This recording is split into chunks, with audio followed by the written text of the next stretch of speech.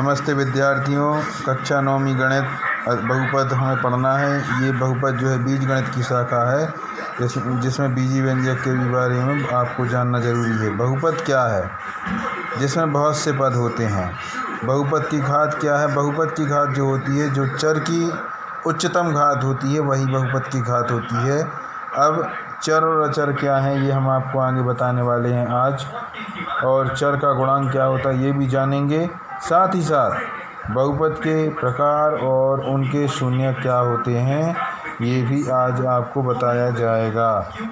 लेकिन पहले चर और चर संख्या क्या होती है, ये जान लें।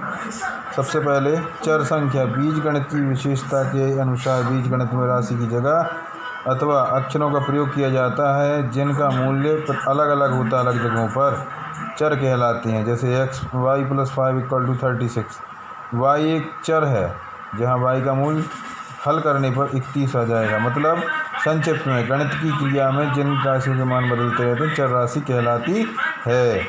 अचर राशि वो राशि है, नाम से काम है, जिसका मान निश्चित है, जिसमें संख्याएं भी आती हैं, अक्षर भी आते हैं।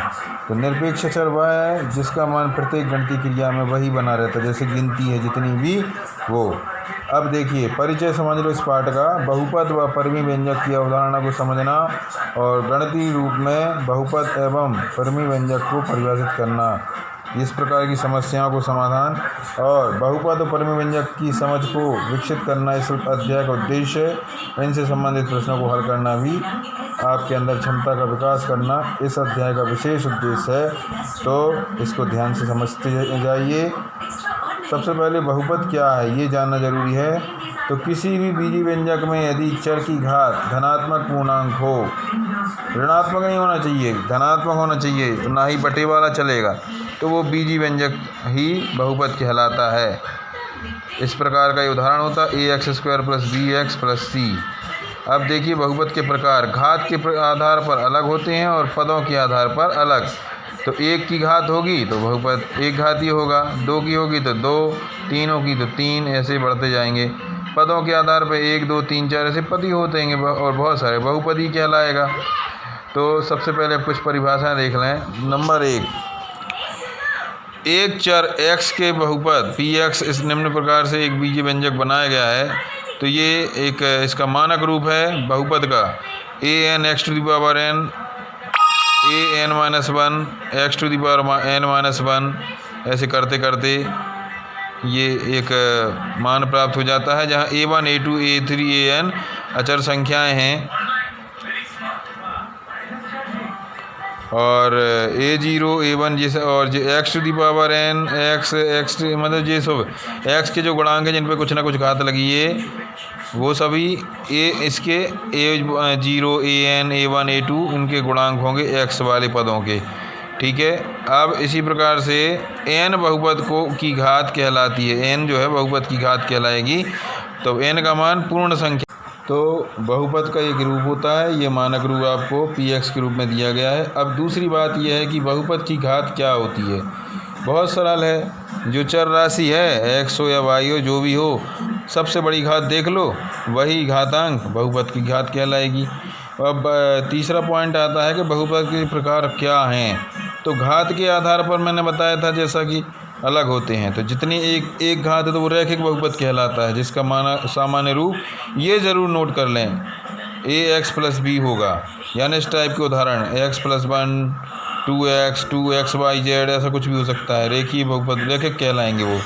दूसरा है द्विघाती, ax², 2 की घात होनी चाहिए, ax² + bx + c। अब इसमें उदाहरण भी दिए गए हैं।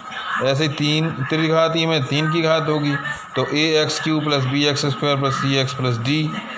और चौथा है द्विवर्ग बहुपद, तो यहाँ पर 4 की घात आ जाएगी। तो इस प्रकार से 5, 6 ऐसे बढ़ते जाते हैं। ठीक है, लेकिन मेन आपके यही होते हैं। इसके बाद पदों के आधार पर तो जैसे पद होते जाएंगे, तो पद के क्या माने कैसे बढ़ते हैं।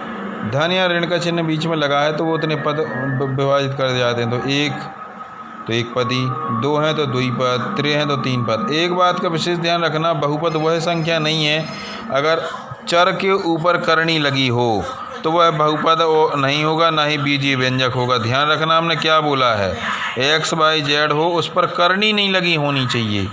तीसरा पॉइंट है शून्य घात वाला बहुपद, शून्येतर अचर बहुपद क्या है, तो पहले शून्येतर समझ लो। शून्येतर माने जिसमें शून्य को छोड़कर, तो शून्य घात वाला बहुपद या शून्येतर चर बहुपद अचर बहुपद कहलाता है, जैसे कोई भी संख्या, ठीक है। अब उसमें अकेली चर के ऊपर घात शून्य होती है तो ए का मान 0 नहीं होना चाहिए, ठीक है। तो उसको किस प्रकार से लिखा जाएगा, मानक रूप क्या होगा अचर बहुपद का, पी एक्स बराबर ए एक्स के ऊपर 0 की घात। यहाँ पर उदाहरण के रूप में ये मान दिया है 5 को क्या लिख सकते 5 × x⁻0।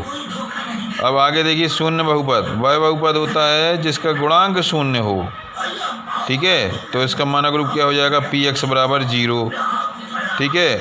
और इसकी घात जो होगी अपरिभाषित। अब देखो इसी बहुपद पी एक्स के लिए यदि पी ए बराबर 0, जहाँ ए एक वास्तविक संख्या है, हम कह सकते हैं ए बहुपद का शून्यक है, ठीक है। मतलब एक दूसरे पे मान निर्भर करते हैं। अब देखो पांचवा है पी एक्स एक या एक से अधिक घात वाला बहुपद हो तथा पी एक्स को एक रैखिक बहुपद x - 1 से भाग दिया जाए तो शेषफल ही प्राप्त होता है। ये शेषफल प्रमेय। अब ये आपके लिए आगे बताएंगे, ये बीजीय सरसंज्ञाएँ हैं आपके लिए सेंड की जा रही हैं, इनको बिल्कुल कंठस्थ करके याद कर लें, ठीक है। आपकी बुक में भी हैं, इनको आप अपने नोटबुक में ज़रूर नोट कर लें। नमस्कार। तो इस प्रकार गणित के अध्याय 2 बहुपद की भूमिका को आपने समझा। अब 2.1 आपके लिए हमने पहले ही बता दी है, अभी हम इसकी भी वीडियो डालेंगे, उसको भी समझ लेना, ठीक है। आज के लिए इतना ही, अभी अगले वीडियो आज एक और आएगी।